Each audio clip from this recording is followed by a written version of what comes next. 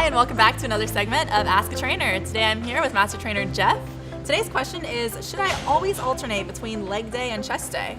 Yes, definitely do that. Okay. So you want to make sure that you put all of your focus into one area if you can. So doing just a leg day and then follow up with just an arm day. Follow back up with legs again. So giving your body that extra rest in between those days of your lift will help your body recover fully, get stronger, and then increase your strength, muscle mass, endurance, whatever it is you're trying to do.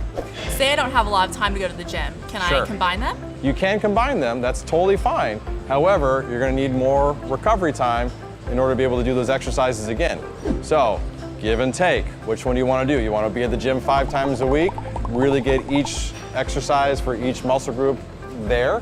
Or do you wanna just work out 3 times a week and maybe not get as much done? So, give and take, your choice. Sounds good. Send us your questions, follow us on YouTube, and we'll see you next time.